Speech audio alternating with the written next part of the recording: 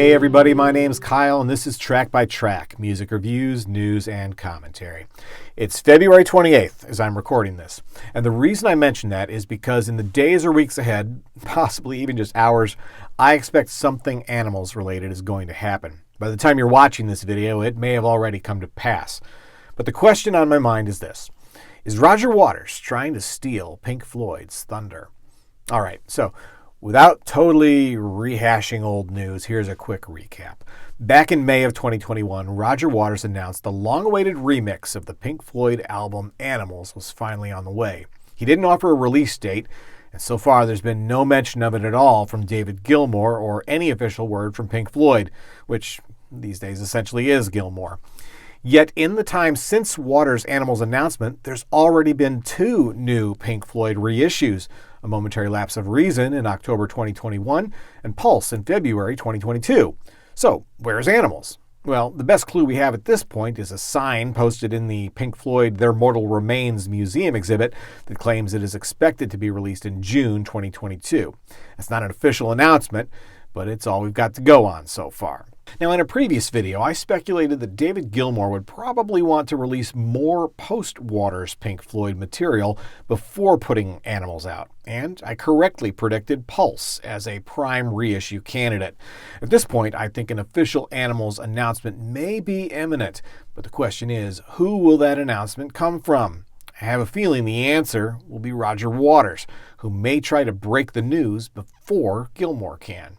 Consider this: Waters' summer 2021 video and post about the Animals remix had some pretty pointed jabs at Gilmour. David may ultimately be in control of any Pink Floyd releases at this point, but I think this was a power play by Roger. I think he wanted the fans to know Animals was ready to go and also make it clear that any delays were due to Gilmour holding things up. Following Roger's comments in that video, who could blame Dave for holding back the release of the album just to spite him? But I think it is also clear that Roger Waters has much more invested in that album's music than David Gilmour. And really, I'm talking about more present tense than past tense. I don't care to debate the creative balance of Waters versus Gilmour on the Animals album. That's a whole other conversation. But I think it's safe to say that Gilmour's version of Pink Floyd, following Waters' departure from the band, has essentially abandoned that music. Those songs, along with the music from the final cut, have never been part of their live shows. But with the exception of his tour of The Wall, Roger Waters has regularly included that music in his set lists. Now, Waters is on the verge of kicking off a new tour, and by every indication, music from Animals will be a big part of it. I've even heard rumors that he's going to play the album in its entirety, though I've seen no official statements yet to verify that. Still, just look at the clues. The artwork for Roger's This Is Not a Drill tour prominently features the flying pig from the Animals cover. And in the past week, he's released 2 different short teaser videos for the tour featuring new animation and snippets of music from Animals, specifically the song Sheep. And look at the timing of the release of those videos, just a week after Pulse came out.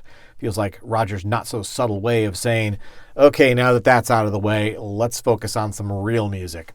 Meanwhile, Pink Floyd's paid ads for Pulse are still popping up regularly in my social feed, so Gilmour's camp is clearly not ready to shift gears to Animals or anything else just yet. And assuming for a moment that Animals does indeed get announced as a June release, there's still time between now and then for Gilmour's Pink Floyd to squeeze in one more, perhaps minor release, such as the Live in Venice CD and DVD, which were actually released in 2020 exclusively to PBS donors.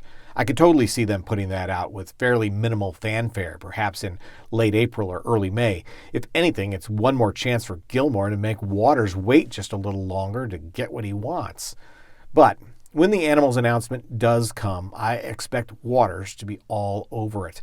And as I said, I won't be surprised if Roger is the one to break the news, and in his own typically acerbic style, no doubt.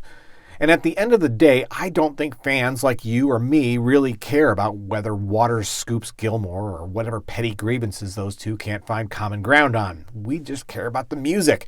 Case in point, Roger claims that David's reluctance to release the new version of Animals was connected to a disagreement over the liner notes, specifically a short essay about the making of the album, which Gilmour objected to including. Waters finally agreed to omit the essay from the package, but then he published the text on his own website.